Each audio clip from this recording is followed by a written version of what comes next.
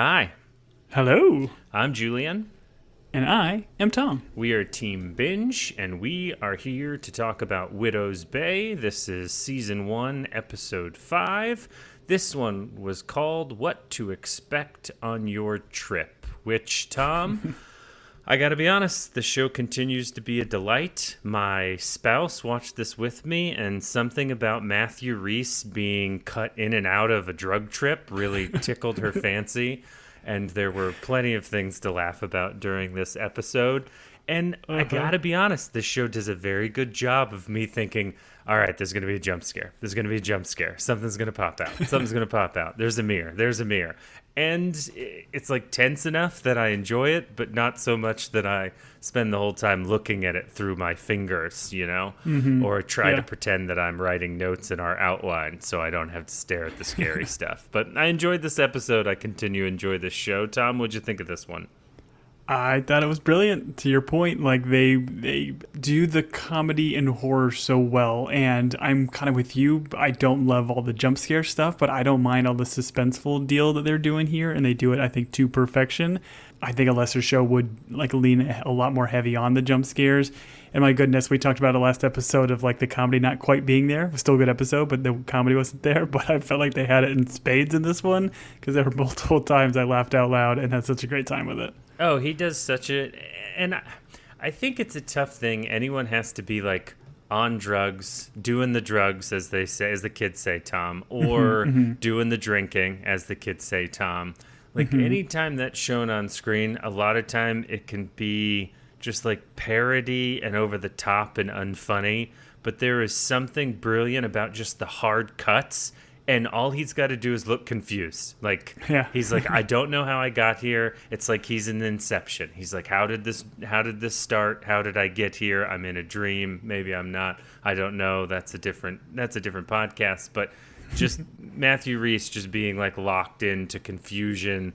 And then also as an audience member, you're kind of like, oh, how terrible would it be to like come to in that moment? And when he's surrounded by all the village people, which is not what they're called. Let's call them the townsfolk. There was the construction worker. There was the guy dressed in the Indian outfit, which I'm sure he'd get canceled this day and age. But they're all yelling at him and spelling things like YMCA.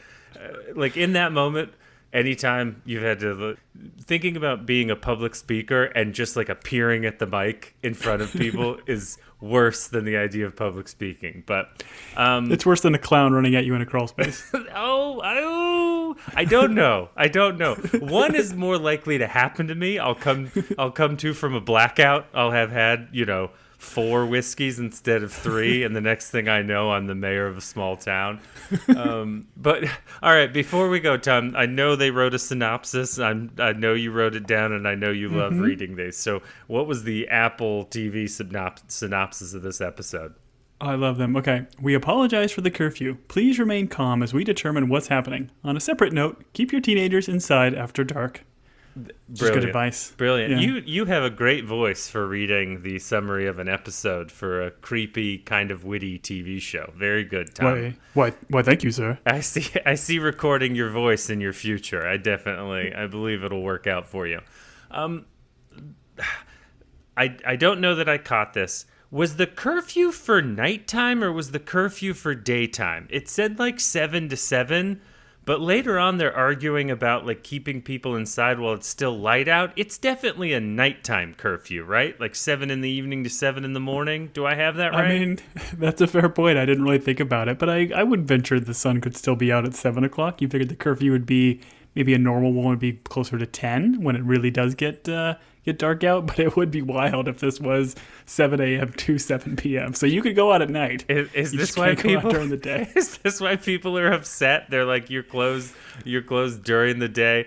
I don't know. Well, they wouldn't be so upset about the fireworks because fireworks are not happening during the middle of the day. So if their curfew was the opposite of that and just they could go out in the nighttime, then the fireworks would have been okay. So it had to have been a normal-ish curfew. Tom, have we as a human race not explored daytime fireworks enough? Is that something that needs to be looked into a little bit more? I feel like we just assume nighttime, but maybe during the daytime, in like the middle of a city where there's a lot of tall buildings. Maybe they should try it sometime. You know what I mean?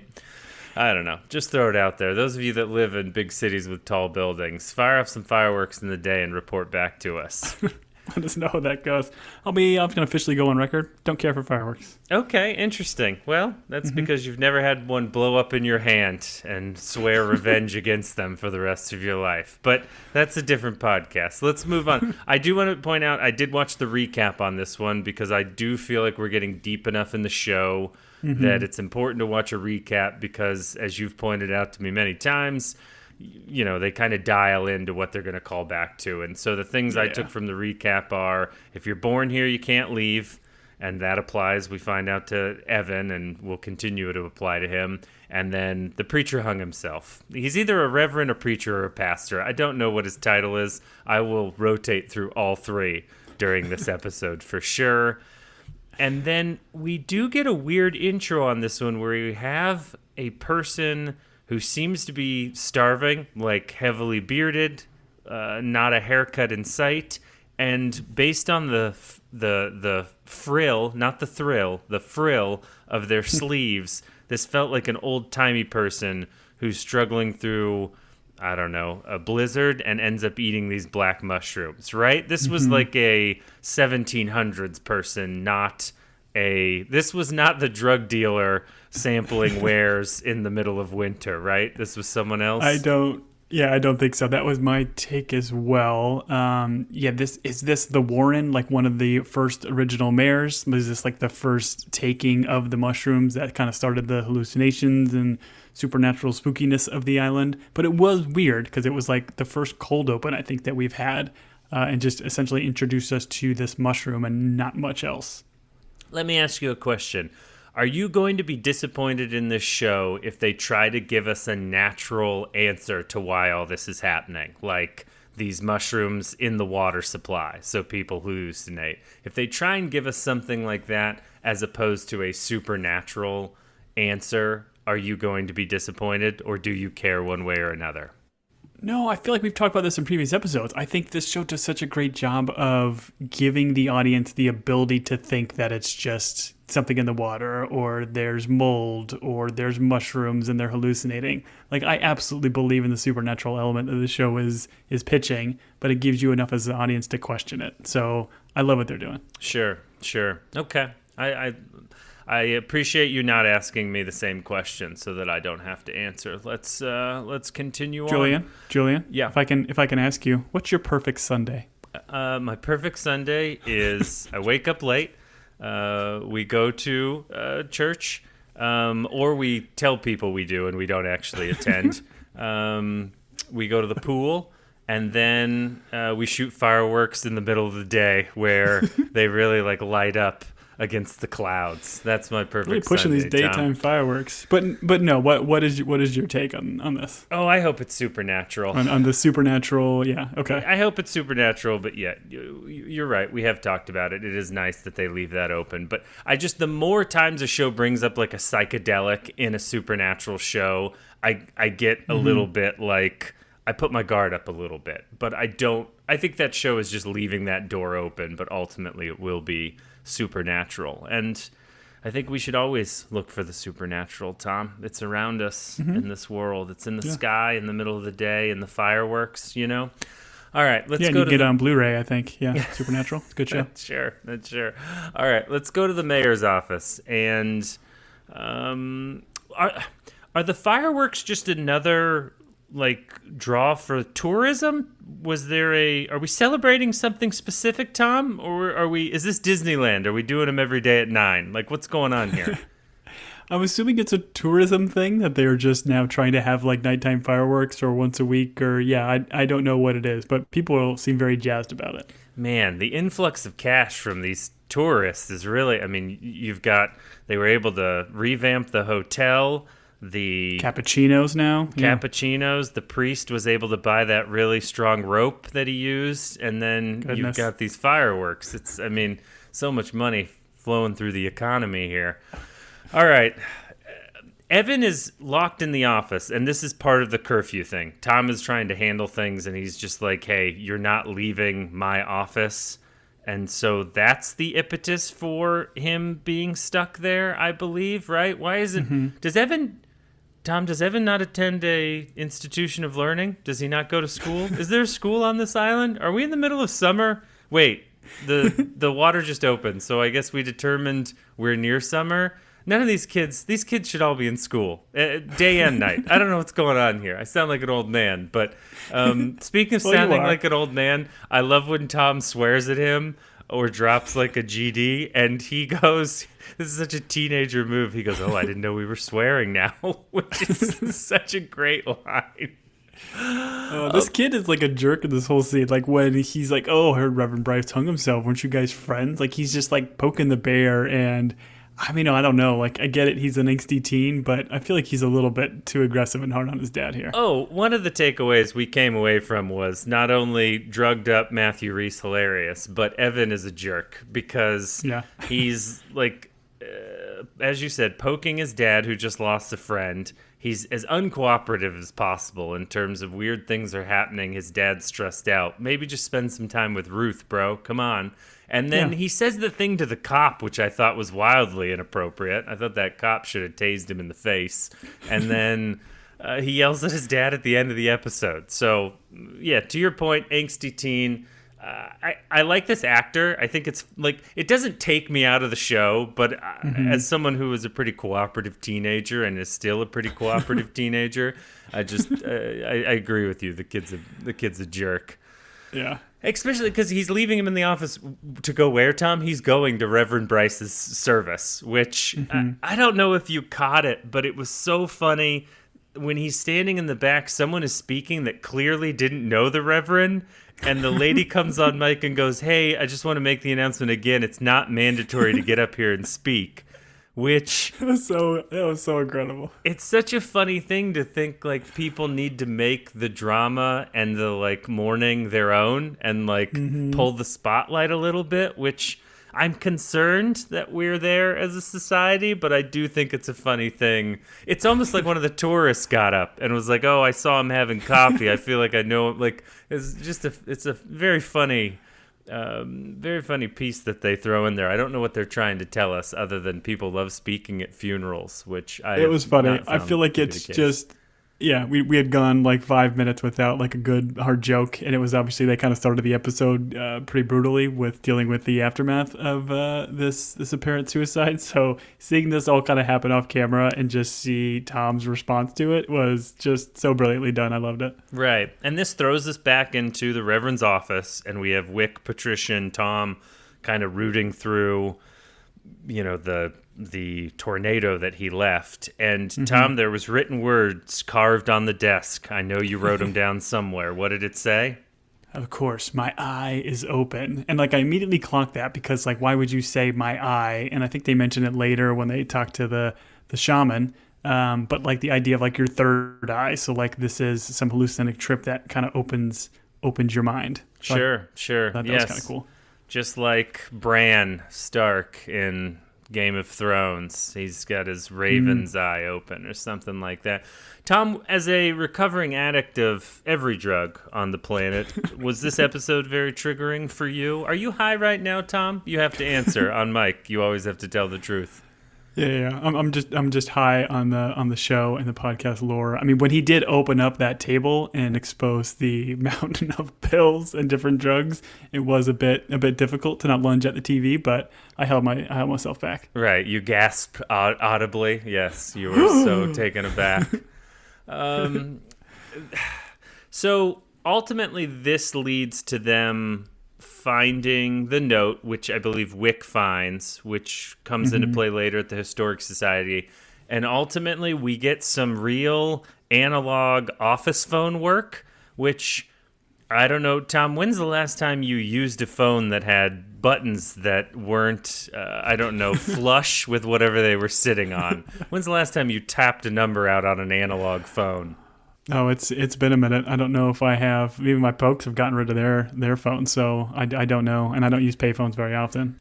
I would just like to say that my old office phone is sitting on our kitchen table. Our daughter likes to pull it out and pretend to use it. So honestly, I saw one today and I clocked it in the show. And I was like, I still know how to put someone on hold and change lines because I'm that old. Good for you, buddy. ultimately we get some redial work, and the redial we find out is the drug dealer, which I didn't know where they were going to take us. I appreciated the road that we went down here.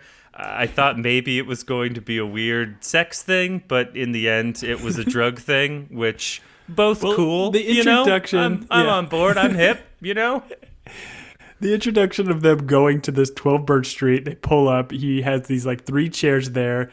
The shaman, I'm going to call him the shaman, he's like off camera, but you can see his arm, and he's like pointing to each chair, sitting them down. There's like a crystal ball on the table, so you think he's some sort of like wizard. I mean, that's where my mind went. When he opens the table, Sure.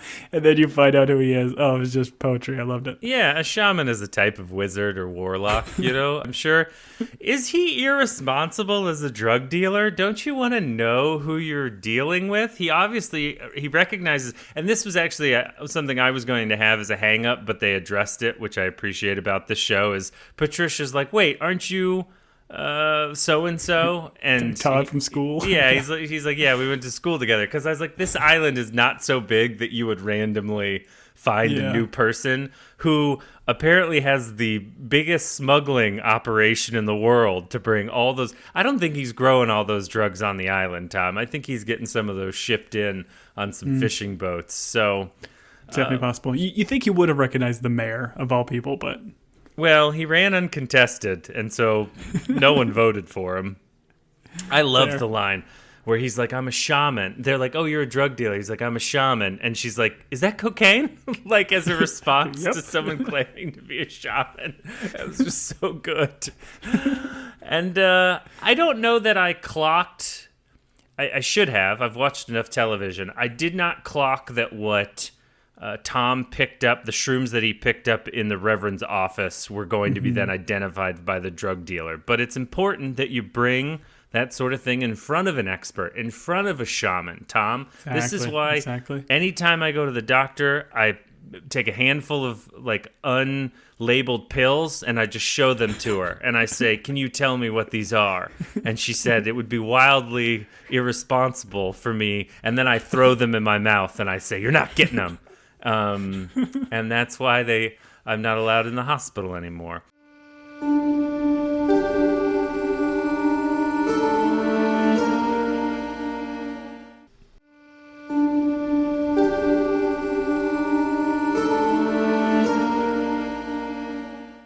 Speaking of people not allowed in the hospital anymore, we find out about Brian Morrison. He did the mushrooms once and tripped. And I appreciate the shaman explaining like how it was like super cool, and then the more detail we get, it went worse and worse for Brian. He like lost some motor skills, seems to be struggling.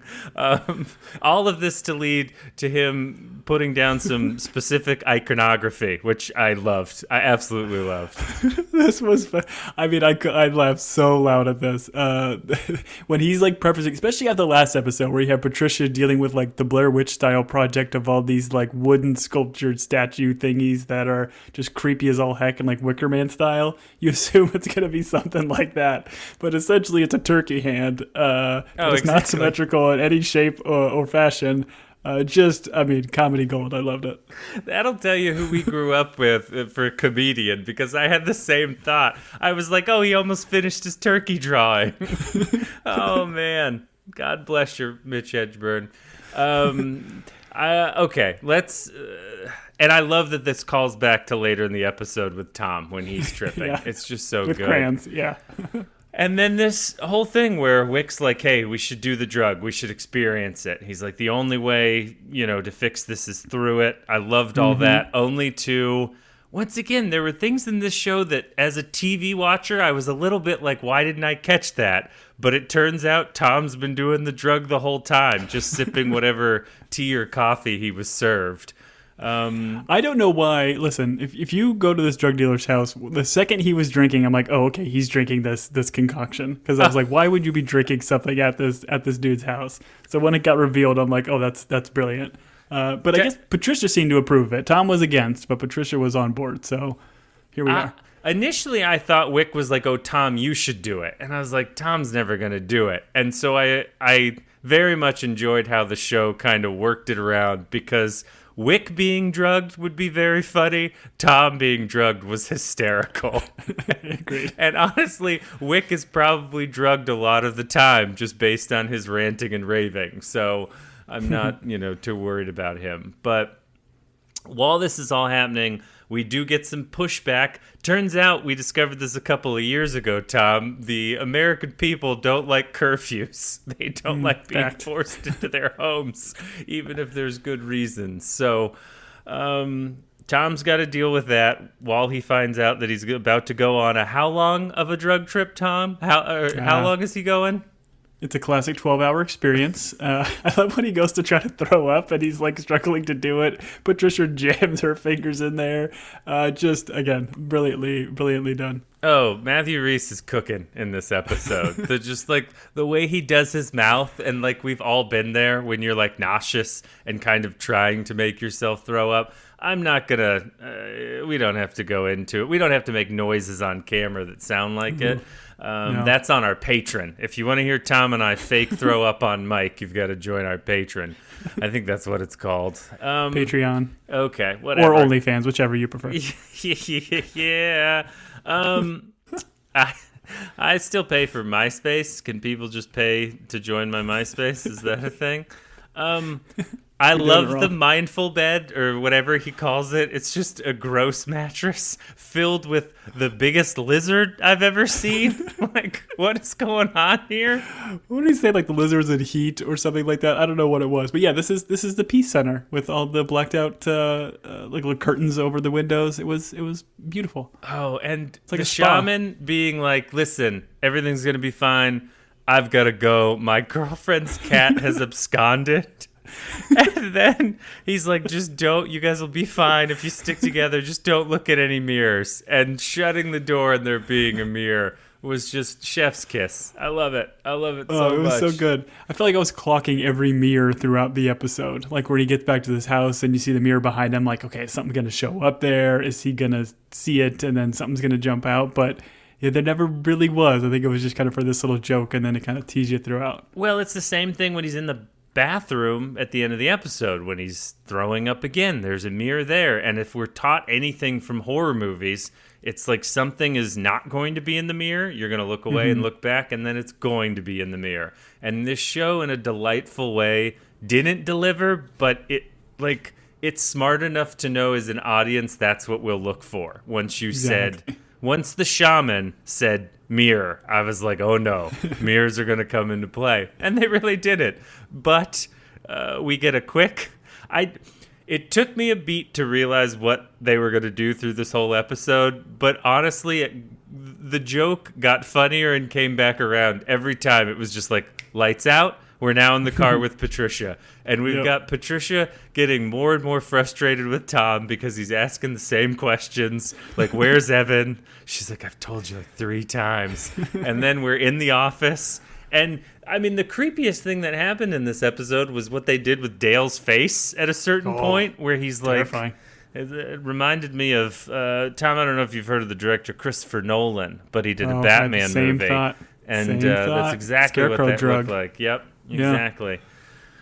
But we, and it's just like blackout after blackout, and I enjoyed every piece of it. And I enjoyed Tom just shouting, like, he's like, doesn't Evan know how dangerous it is out there? And I love the fact that Patricia does not explain to the sheriff and does not explain to Dale that, hey, he accidentally took a hallucinogen. He's going to be acting weird. She's just like frustrated with him, which is just so good. It's all great. Even Dale's reaction after he screams, like, oh, God. Like, it's just, again, the comedy was just on fire this episode. I loved it. Yeah, the grown man screaming that happened with Tom when he's in the office out of nowhere, just absolutely delightful. Tom, last pod, we talked about this episode, and you had mentioned, like, hey, from the preview, it seemed like it was going to be more teenage stuff. I braced myself going into this episode because I am on record. Can't stand kids. Don't like them. Don't like teenagers. Don't like shows about college kids. Can't stand Saved by the Bell. And so I was a little bit afraid that's what we were going to get in this episode. But in a delightful way, they just gave us pieces. Evan has escaped. He's hanging out with his buddy who have some off-island girls, and they're telling this story to them in order to scare them about the boogeyman's house, which I gotta say, the boogeyman's house, it's held up pretty well. It looks like it's in pretty good order for a house that I guess has a body buried in the basement. And we find out, legend has it, that he killed all the women, but not Patricia, Tom. He did not kill Patricia. And then he was unkillable and they buried him in the basement. That's the legend foretold, passed down from generation. Yeah, sealed by concrete or whatever it was. So, I mean, does this make you rethink your thoughts about this boogeyman being an actual like serial killer, or do you think it's a supernatural element? Oh, I think this is just the legends that we tell ourselves. Those of us that grew up on small, remote Northeast islands. There's always a boogeyman. There's always some mysterious death. So, no, I don't think this gentleman is actually buried in concrete. But I would love for this show to surprise me. I would love for John Wick to show up with a sledgehammer the concrete in the basement, and instead of finding guns and gold, he finds an unkillable boogeyman. That would be super cool. I love it. Yeah, to your point, the house was in good shape. It had a very inviting red door. So, yeah. Oh, I bet if you walk in, there's just a ton of natural light, just open concept, whatever they say. I'm sure it's very warm, very feng shui, I believe is the term people still use. Anyways, you guys should go on Zillow and buy that house. Let's go to the mayor's office where the sheriff is like, hey, man, give me a heads up if you're going to do a curfew. I've got 6 jail cells. Like, how am I supposed to arrest? I love that he's like, when I go out tonight and everyone is walking around, what am I supposed to do? It was just so good. Which 6 do you want me to arrest? I like that. Right.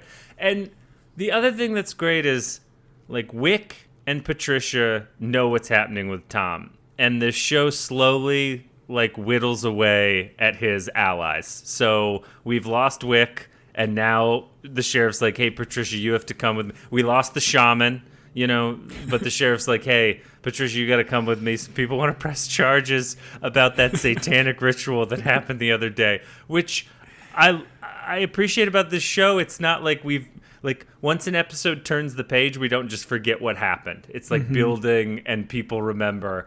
And so I love that this is how we took Patricia out of the room to leave Tom with Dale.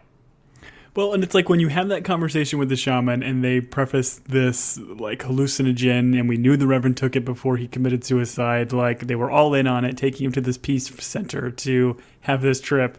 The fact that they all immediately, one by one, just abandoned him to do their own little quest is just so much funnier than him just spending the entire episode in that room. I love it. Sure. And him not being the one, him being the one that didn't want to take the drug, that was not on board with this plan, but now he's left holding the bag of black shrooms, which is great.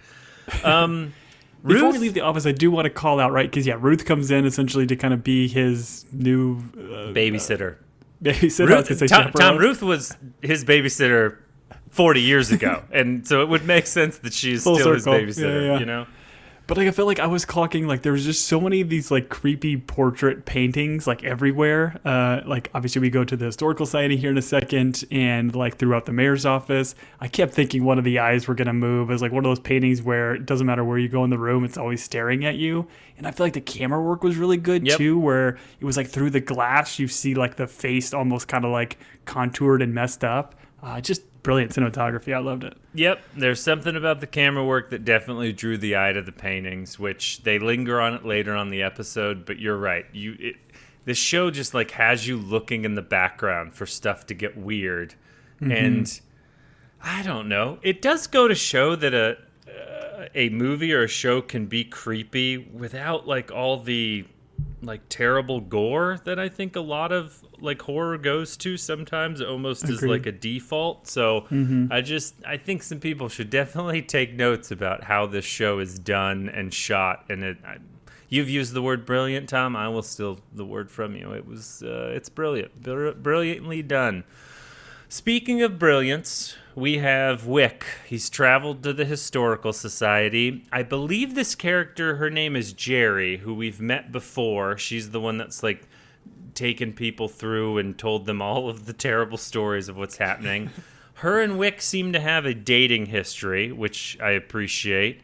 And we find out that the paper that the Reverend had, she does some like chalk work. I don't know. It's black magic to me, but all of a sudden some words show up on the page, and the summary is it's essentially someone was writing in a diary, and I believe we find out it was the first mayor's first wife, her diary, and that the island is cursed, and that there is a cylinder that Richard Warren wears around his neck that has like a heartbeat, and she is like, I know who's going to kill me. It will be by his hand. And we do know that he remarried, so we're assuming this came true and she did die. And listen, I have to commend him. His second marriage came after he murdered the first wife, which is allowed because they stuck it out until death. The murder's not allowed. I want to make sure, Tom, you and I have... Okay, thank you. I wasn't sure where the book stood. Yes. Okay. No. It's anti-murder. In fact, it's one of the top 10 that you're not supposed to do. But there's a lot of talk of, like, plague in this note, too, of, like... I mean, again, I feel like it can't be just the mushroom and, like, one or two people tripping. Like, there's something else happening where the whole island is being impacted by this supernatural element, and like it almost seems like becoming for certain people. There's obviously a lot to kind of take in this note, and I love the additional lore that we're building. Sure, I did too. And yeah, as we talk about it later in the episode, she definitely brings up that plague and that only one had occurred, and it's like in the 1700s. And I appreciate that this show is like made a history, and that history matters for this town. So I'm interested to see where that all comes into play. Hard cut Tom, and we find Mayor Tom in front of the people. And this was very much like a Parks and Rec town hall meeting. It was so good. The same feeling, yeah. The town hall, everybody just screaming at you, but then you have to keep a smile on your face. And then just the whole time, Tom is still just in this trance and daze. I think they start clapping for one of the townspeople that says something, and he's clapping along with them because he just doesn't know what to do. So good. And they're very upset about the curfew. I thought it was interesting that... you know, he got a lot of pushback from what he did for the island in order to bring in tourism. And all of these people now, there's almost like there's almost like a greed that you see a little bit come to the surface in this meeting, where the innkeeper's like, I know it's a crappy inn, but I want more people. Like, we need the money. And everyone's just like driven by that now. And so... it's interesting if you like wanted to peel back a layer or two of this group of people is pushing for like ignore the haunt, bring the people, we want the money, and then you have Wick that is like trying to sustain this island and what it was for like not bringing on the tourists and just trying to survive and live their lives. So I thought that like was an interesting back and forth, and I don't know how to read into it farther than that. Well, I'm almost thinking, like, because we've met the doctor and we've met the hotel owner here, and I'm wondering if, and they don't seem to be those kind of people that be shouting and screaming about a curfew that happened, like, you know, a couple hours prior. Like, I wonder if this is maybe the indirect effect of the supernatural element or some, like, new version of this plague kind of now taking over the city. Like, it can be disguised as greed, but maybe they are now becoming angry and becoming more of a mob because of whatever has awoken on the island. No, I like it. There is like a mania that is taken over in this meeting, and I think that is a very smart observation. But you can't observe people, Tom, when you tell them when I turn around or when I close my eyes, everyone's got to turn around. What does he write on the whiteboard? It's when I turn around, everyone closed their eyes, which I don't know what that means. But I laughed when I read it. I don't know what that means, but also just the hard cut of him. It's almost creepy in itself that all of a sudden he's in this empty room. And based on what we saw from the crowd in episode 4, like with that open mouth, like gaping like for this group of people to just like leave and him to be there alone and the janitor to come in, the janitor going, ooh, looks like someone's got a full belly, talking to the trash can was just such a weird note that I found very funny. Like that there are some people on this island that are just living. Like they're not involved in the tourism. They're not involved with the haunt. They're just like doing their day to day and everyone else is acting weird. I love that. Yep. Well, like the idea that they do the quick hard cut and he looks at his hand and he's just holding a marker and then looks at the board and realizes I wrote that, but then looks to the audience who is just completely gone. So like he is still, his subconscious is still going. We just don't see it as an audience. So I hope we get flashbacks in future episodes of him just like drooling while writing on the board.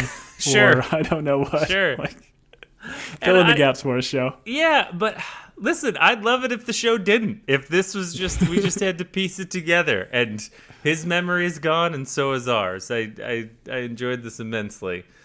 We cut back to Evan and his crew, the teenagers. They're outside the house, and Evan is dared to go inside the boogeyman's house, of which he will not be called a coward, so he's headed that way. Tom, as an adult, as a young man, do you remember a time were you ever challenged to, I don't know, go into a haunted house, caress a statue? I'm struggling to think of dares that you would be forced to do that you were afraid to do, but you had to do in front of your friends. I mean, maybe this is where the cocaine and the mescaline started for you. I don't know. I can't say. I feel like I played Truth or Dare when I was a kid, but I don't have any like scarring, remembered experiences from it. We've talked about it before. We live in Arizona, which doesn't have a whole lot of great haunted areas, which is a big bummer because it seems like a lot of fun. I don't know. Do you have any childhood memories? We used to go to a lake in Iowa for a family reunion, and on this like point on the lake at night, there was like a cabin that was abandoned. Oh, that's terrifying. We would talk each other. And what's so funny is at that age, the distance from like where we were staying to that cabin seemed like a mile, but I have since been back as an 80-year-old man and it's like 50 yards. Like at no point were we ever in any danger, but everything is just so large as a child. So, I remember those like go into the wood dares, but I turned out okay. I'm a self-proclaimed coward, but, that's not because I was afraid to go to that house, Tom, I mean, you have been cursed for years, but yes, you've been cursed to do this podcast. Yeah. And I mean, 3 of my siblings were murdered in that cabin, but, I got away, so it's not a big deal. Anyways. Murder is funny. Murder is funny.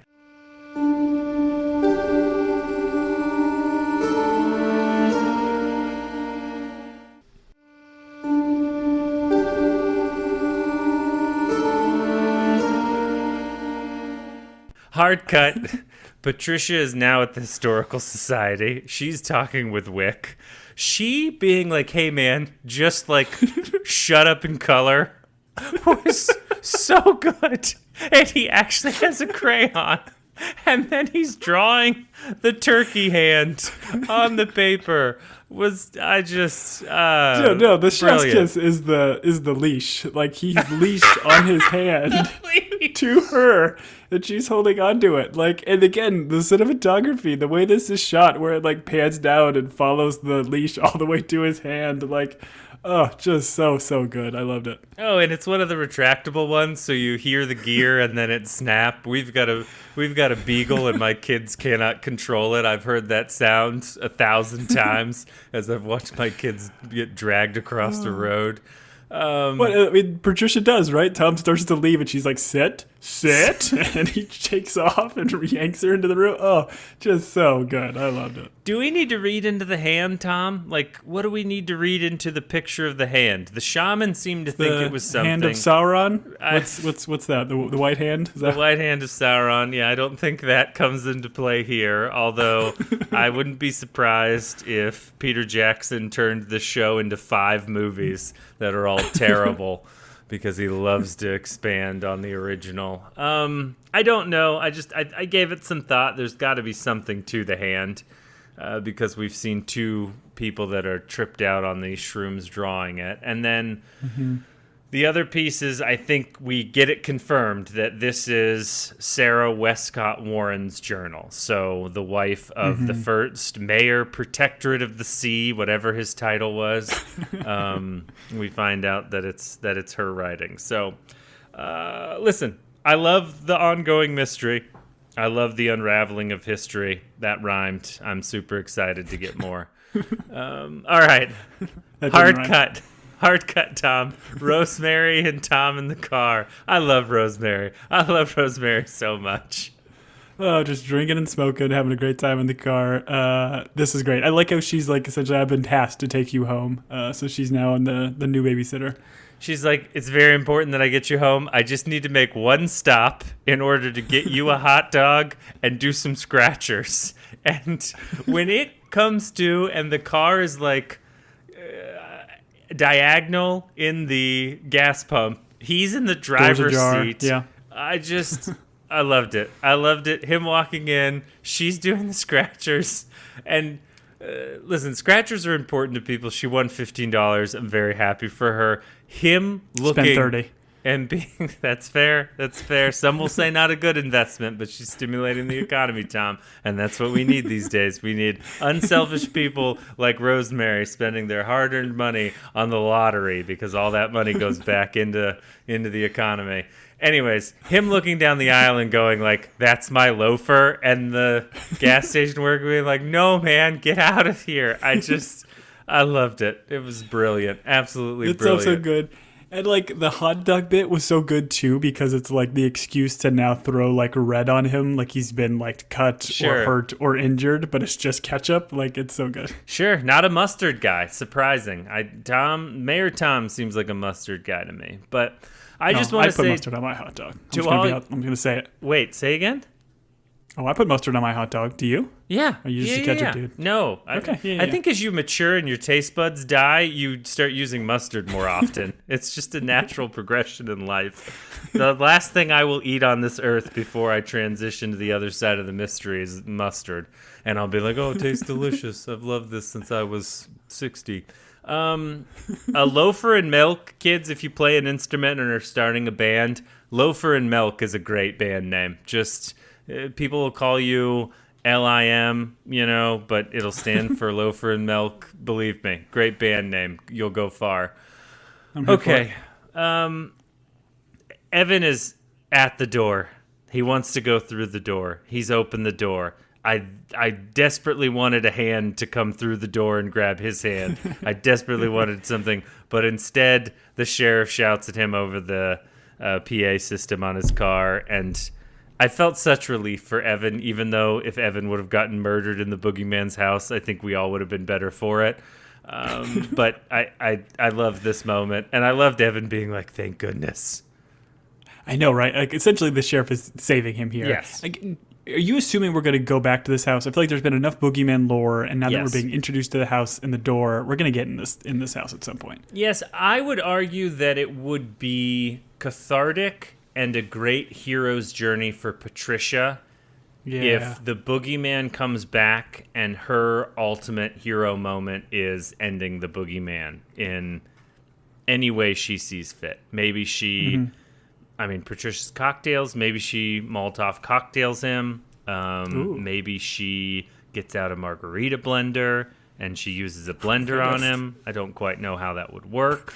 But, I think she puts back on the tiara and then just rams into him. Oh, an impaling by antler headdress is a perfect death for the boogeyman, Tom. You're brilliant. You should write to Apple. Write Mr. Apple right now and tell him how this show should end. But yes, I hope it comes back. And once again, I hope we get a hero's journey for Patricia, because Patricia, while annoyed with Tom, is super rad. Agreed. And I already talked about it, but I just thought this thing that Evan says to the sheriff where he's like, hey, can I yell at you to impress them? I found incredibly disrespectful. And honestly, the sheriff should have sent him into the boogeyman's house to die. That was my thought. Now you got to go in the house. Yeah, I was confused because of like his reaction seemed like the appropriate one. Like, don't you dare say that. And then he goes away and then smiles at him. It's just kids being kids. I would have thought he would have been a little bit more upset about it. Yeah, no, I agree. Maybe he's smiling because he knows someday he's going to, I don't know, put Evan in the electric chair, and he's just happy about it. That electric chair that's way, way, way down deep under the restaurant. He's going to get to use it again. We did have a listener reach out, and I apologize because I can't remember who this was, but that mentioned it may not have been necessarily an electric chair. It just like had straps and stuff on it. So this could just be a holding cell. Like, I don't know, maybe the first person that tripped on these mushrooms was like held there. So it may not be an electric chair, but I'm with you. It was teased very heavily in this pilot episode, so hopefully we'll come back to it. I don't understand. Why would you strap someone down in a chair if you're not going to electrocute them to death? That doesn't make any sense to me. I mean, the only reason to ever restrain someone in a chair is to kill them. So I disagree with that person, but I appreciate them reaching out. And this episode may have gotten a little bit darker than we wanted it to. For an episode with a lot of laughs, we've talked a lot about murder, death, and electric chairs. So listen, just like it's impacting the town, it's impacting your podcasters. So yeah, the haunt is real, folks. The haunt is real. So the teenagers depart from the boogeyman's house. They show up. They arrive at Tom's house, and him and Rosemary are just standing in the driveway. I love it. They look like zombies. They're just like statues. And then Tom like eventually shuffling over to the car and then doing this like classic, I can't see into the car. I got to put my face right up to it with my little hand goggles.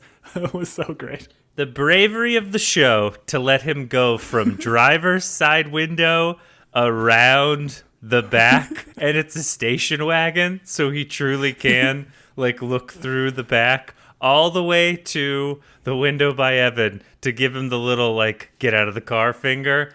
I loved Chef's. Well, he's in the middle seat. Like he could have seen him just as easily from when he first looked in, but going all the way around made it a little bit funnier. Oh, it was great. We could not stop laughing. It was just just touched the funny bone. And to your point, it is funny that, and I don't want to. Rosemary is a lovely person. I just think it's very funny that Tom on a drug trip looks like a zombie, and Rosemary just naturally kind of looks like a zombie, and so that like visual is very great. She's living her best life. She is. I did not really appreciate, and the show doesn't like. They don't try to dig too deep emotionally, which I appreciate. We obviously have some father-son dynamic happening here, but we don't have like a a real deep conversation here. It's just like, hey, you wanted me to stay in the office. Instead, I had like a fun day with my friends. You're trying to like control me, and you're a crappy mayor because of it. Like, I didn't need more. I didn't need like, hey, let's talk about like dead mom and like all of the trauma, and I didn't need it to go super serious.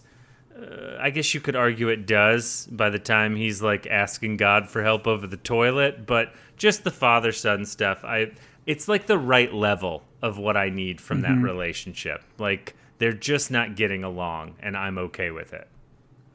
Yeah, and like the end statement that Evan says to kind of like stop Tom in his tracks of like, yeah, you're a crappy mayor. Don't try to like essentially blame him about being a crappy mayor. Like I didn't really understand like why that was the main catalyst, but yeah, like Evan has not been the greatest, and we don't really have much of a reason why outside of maybe him being, as I guess he feels it, being held hostage on this island, because he obviously brings it up as Tom kind of storms upstairs. But what Tom says is I think really revealing here, where Tom maybe would have let him off the island, but it was the mom that wanted him raised on the island. But I guess now that I think about it, was that truly the mom's wish, or did Tom see how she was infected by trying to leave the island? Yes, I think this is definitely a fear response from Tom, and he is just telling Evan, like, hey, your mom wanted you to grow up here, but in truth, he is terrified of something happening to Evan if they do try and leave the island. So, and you could argue that maybe that's like the main arch, is like Tom has got to do something in order to free the people that were born on this island in order to leave it, which I think is an interesting perspective as well. So what I love about TV shows is whenever a child and parent get into an argument, one of them like makes a point and then goes up the stairs, leaves the room, slams the door, and then we like cut from the scene. I don't know if you ever tried to do this as a teenager, Tom. I tried to do it once after a pretty like dramatic let's say we'll call it a family meeting. Some voices were raised, some tears Classic. were shed. I said something that I just thought was like a great bookender. I walked out of the room and my dad was like, "Hey man, what are you doing? You can't say that and leave the room. Why don't you come back in here and we'll finish this conversation?" And I was like, "I'm pretty sure commercials are supposed to be playing right now and we should cut to the next day." Instead, I lost that argument hard, and it stuck with me ever since. And as my kids enter the teenage years, I am 100% ready to use that same move my dad used. Although my children don't fear me, so it's going to be a little bit different. Anyways. That's great. Yeah, communication in real life is a great thing. Not as much in shows because it's more fun when the characters are not happy with each other. Sure. That's fair. All right.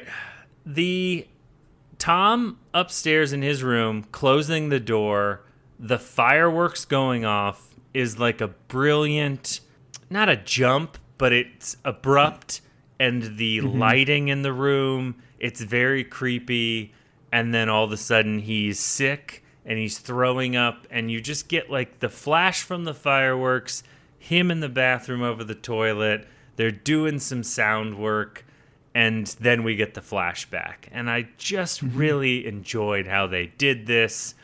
Obviously, someone in like peril while pregnant is not my favorite thing to watch, but we get this flashback of him and his wife on the ferry, I'm assuming leaving the island, and she all of a sudden can't see, right? She goes through, she's having some sort of episode. Yeah, I think she does say, like, yeah, like, I'm going blind, I can't see anything, and then Tom, like, mentions, like, hey, we have to turn around kind of a thing. So I imagine they did not get too far on this island. And I want to say didn't Tom bring this up at some point in an early episode, like when he was talking about, or with Evan, about, like, them going into town, and I think he made it sound like they actually went into town or off the island, they had dinner or something, and then came back. But obviously, as we see here, that didn't seem to be the truth. Like, they tried, she had an episode, and then it just gets like worse and worse. So when they get back, there's like essentially another flashback of her at the hospital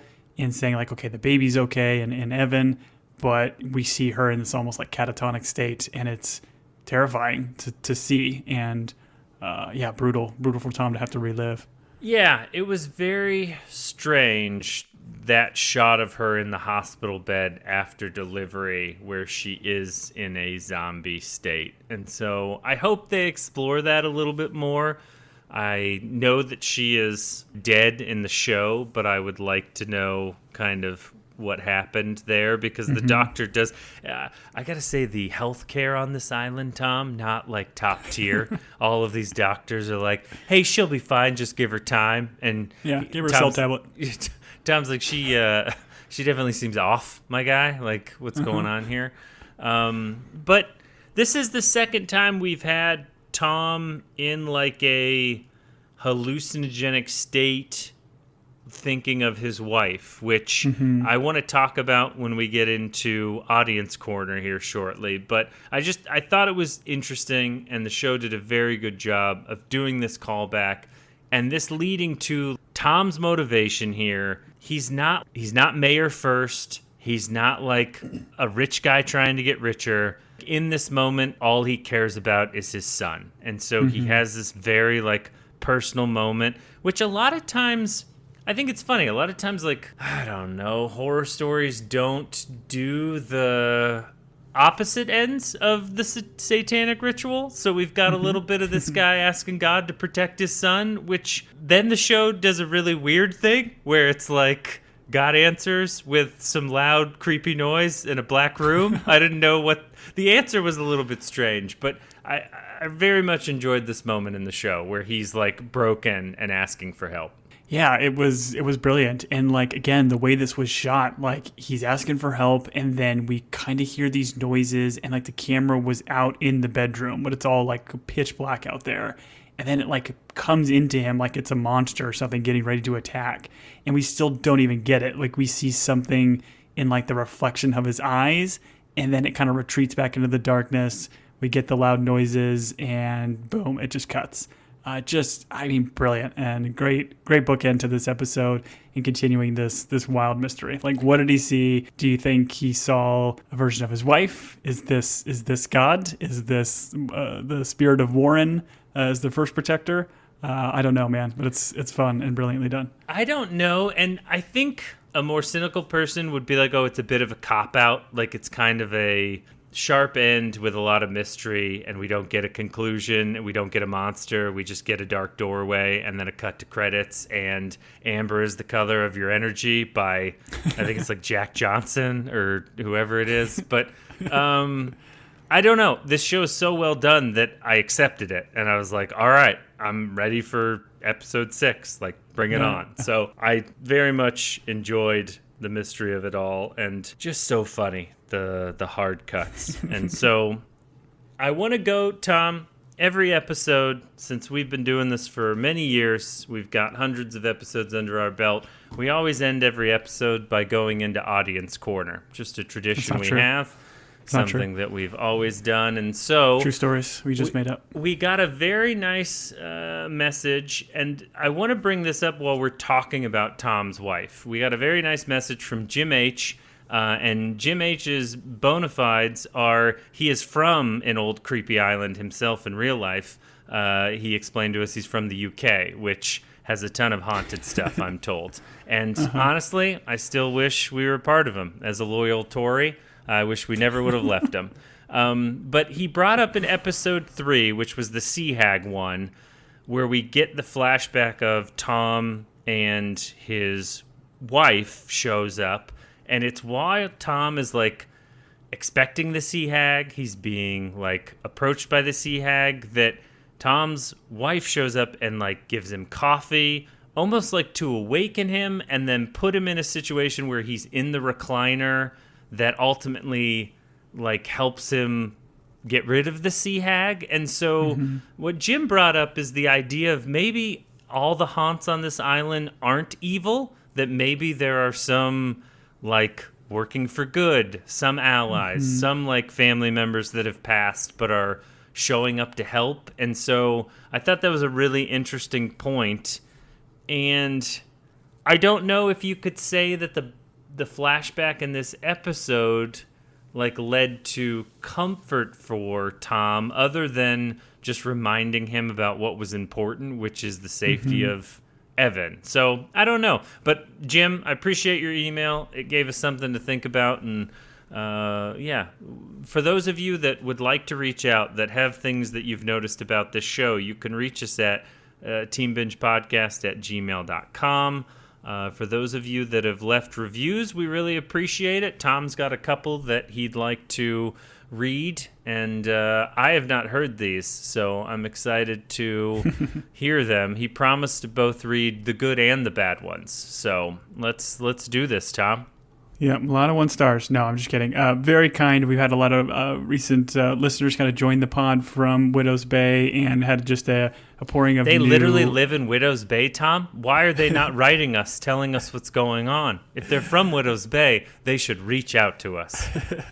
I agree. And I think maybe some of them did. So again, greatly appreciate those that are dropping us quick 5-star reviews on Apple Podcasts. I greatly appreciate it, and it helps us grow our show. So thank you to, Jessie K75. She said, love the recaps. Thoroughly enjoy both of your insights on the show that I absolutely am obsessed with. So appreciate you there.